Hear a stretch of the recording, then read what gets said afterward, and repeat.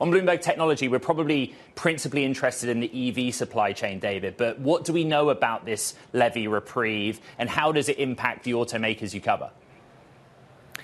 So what we know so far is that they will do something probably to give a reprieve on tariffs on parts, which is one of the most difficult things for the administration and really anyone to calculate.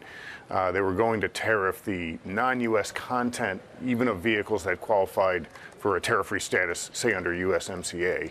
And then they also are going to try to do something that it's called destacking, where you remove tariffs or you give the automakers a credit back if they had already paid a tariff on metals used in a part that was coming across the border. So think, for example, of say a hood on a vehicle. If a company was paying a tariff on that because it's steel of 25% and another 25% because it's a part, that'd be 50%. So they're trying to eliminate that sort of double charge.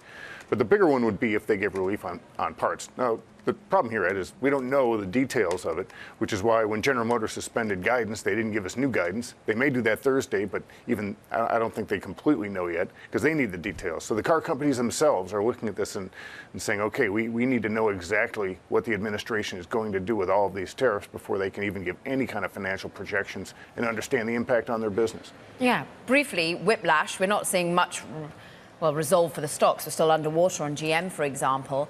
What more clarity are you expecting to get from any of these CEOs at this moment?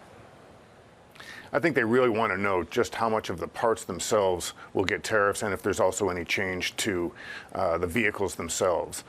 GM, Stellantis, they bring in some very important vehicles from Canada and Mexico. GM brings in, it's one of its best sellers, entry-level vehicles from Korea. Will any of that change? So, the administration has said that for companies that make products here, they're going to give them a break, but we don't know exactly what it is yet. And I think parts is really the big one, though.